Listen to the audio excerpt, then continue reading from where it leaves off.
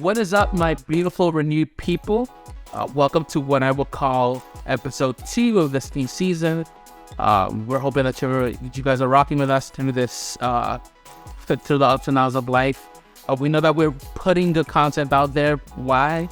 Because we feel the evidence of the attack, right? So we feel that anytime that we're doing this, it gets a little heavy, it gets a little hectic, it gets a little emotionally charged, right?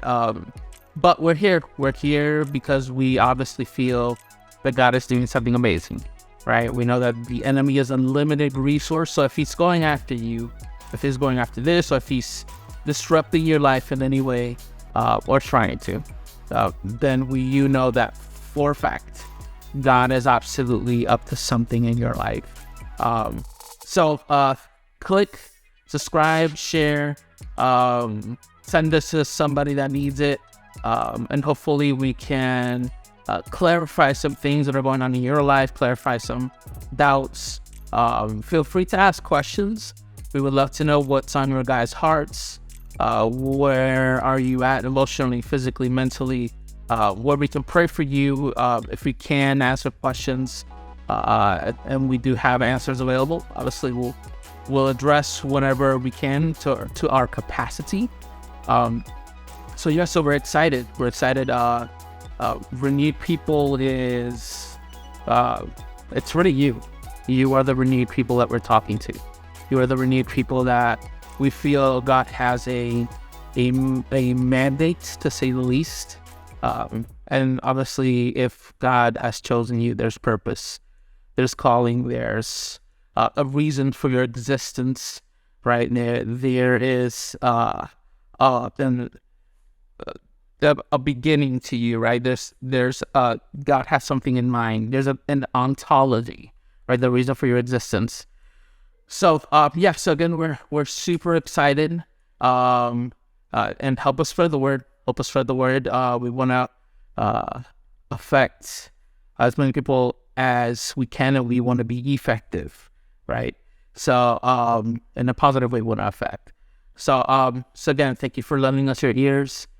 We cherish your time, cherish the fact that you are tuning in.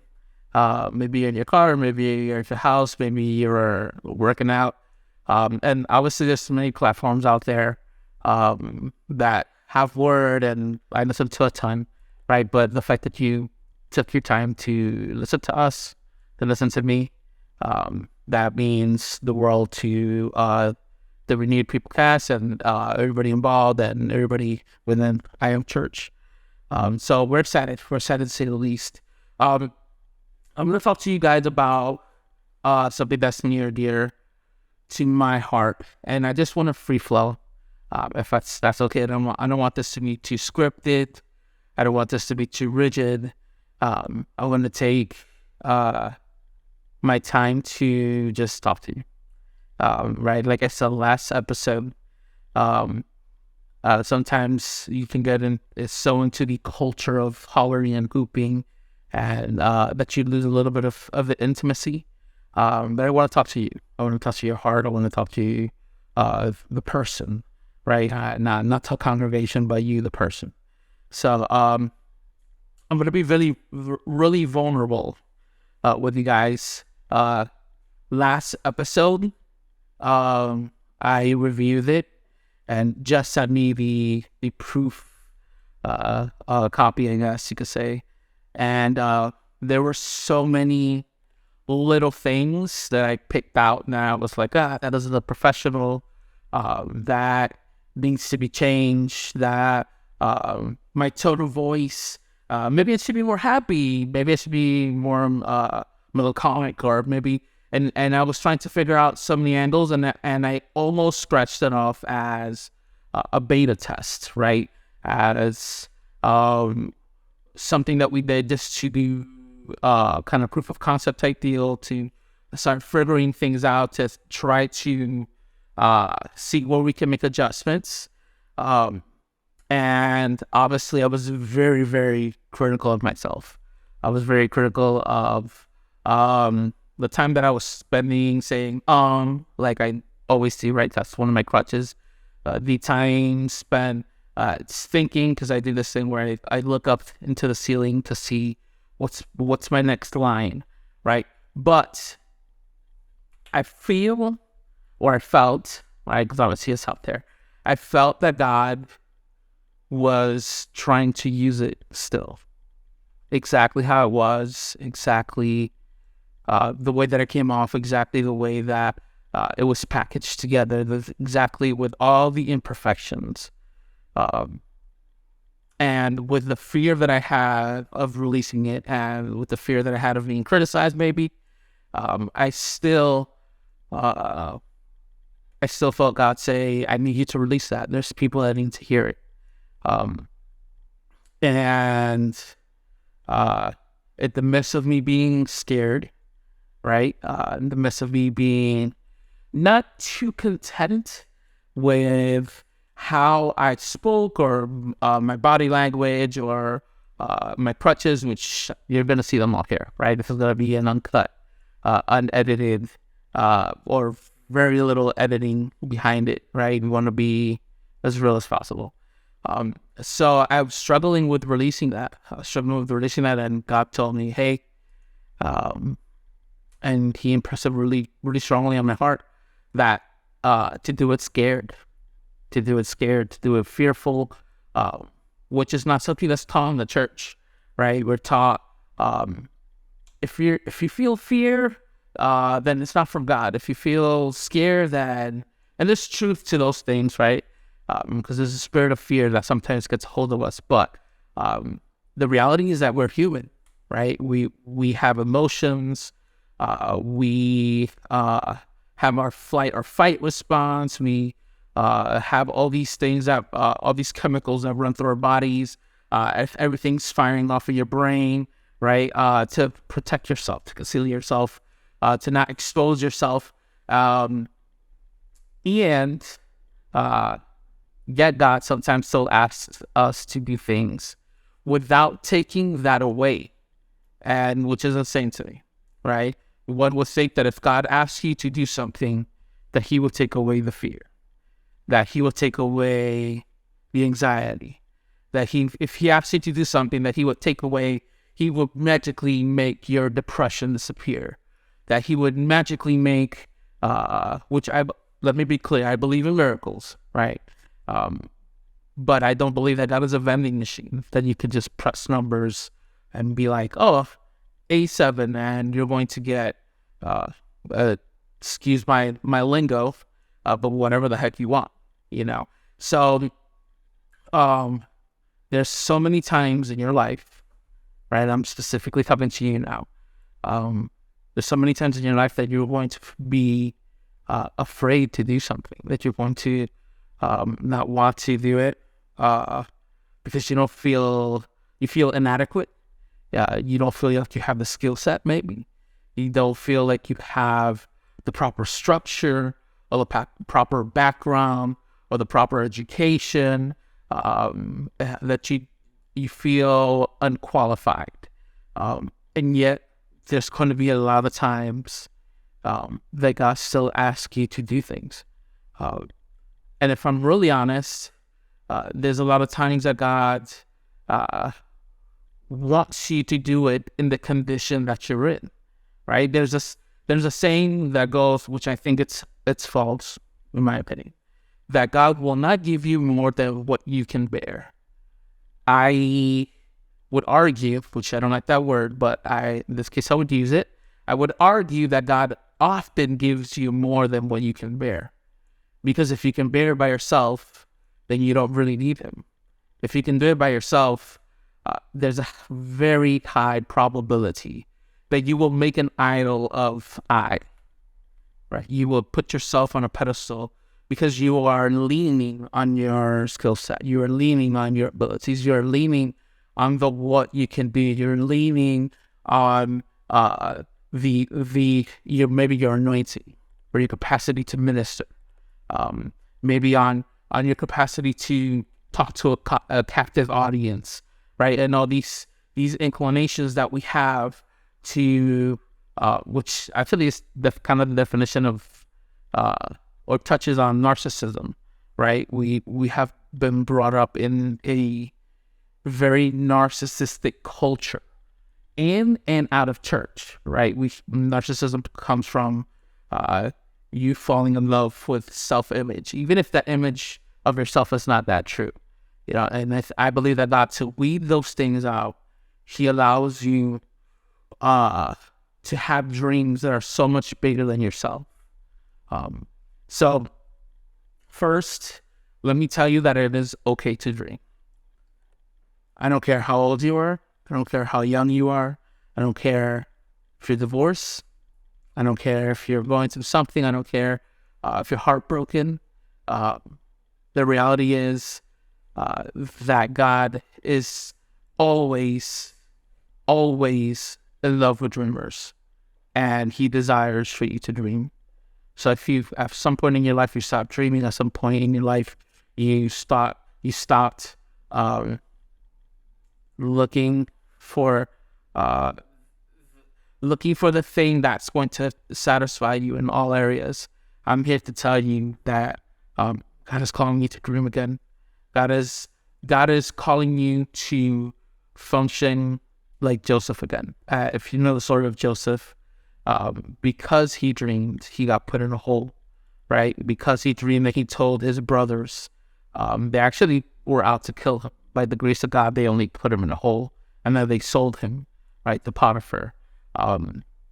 But he had two options: continue to believe in his dream, or say, after I dreamt, I got thrown in a hole. After I dreamt, I got sold into slavery. After I dreamt, I got accused of rape. After I dreamt, I spent years in the prison, right? But he didn't. He still held on to that dream. And that's where we get the phrase, what the enemy meant for evil, God turned it for good. That's just not a song. That's just not a phrase. That's the truth of how that functions. There's going to be situations in your life where you look back and God will absolutely use that for your good. He is that good of a father. I've seen it many times in my life, right? So, and the dream would have been too big for him to accomplish by himself. He needed God to show him what the baker was doing. He needed God to show her what the cupbearer was doing. And because God used him, and he allowed God to use him in this place of imprisonment, then God was able to show him things that otherwise he wouldn't, that probably not even shared maybe. If he would have probably been a little bitter, which he had all the right to. But yet in that place, God still showed him things, and those things that he showed him were the keys to get out of that imprisonment. And when the people that he helped, one he helped, the other one he predicted, they were going to put him to death, right? But when that person remembered his gift, and the Pharaoh was troubled with a dream, he was able to say, wait, this guy that was in prison with me told me the dream, and I was going to make it out of here and be able to do what I'm doing now, right? So, so that's the first thing I'm telling you, don't stop dreaming, right? The second thing I would tell you is that some dreams are going to be so big that, like we said, you're gonna have to do them scared. And God is ready. This reminds me of the story of Peter, right? A famous story of Peter on the boat.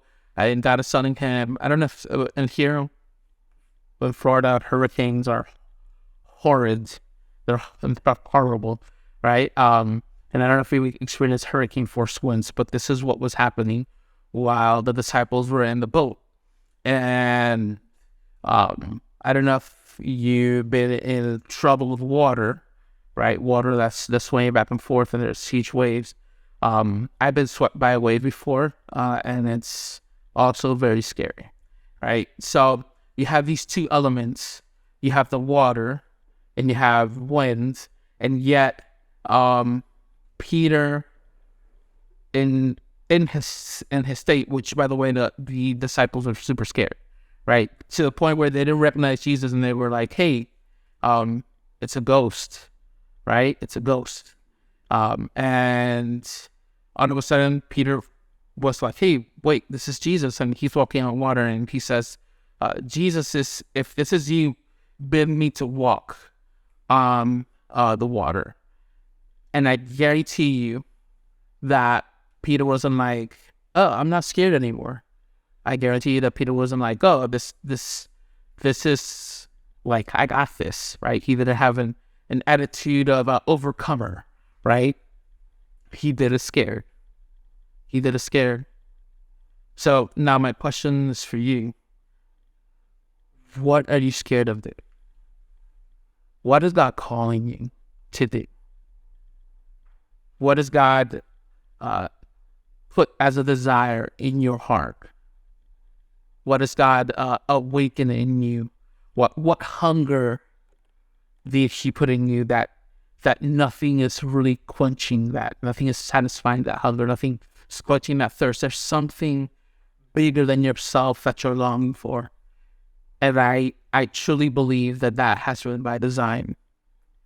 It has been by design so you can press into who He is and you can start to look within yourself and find courage.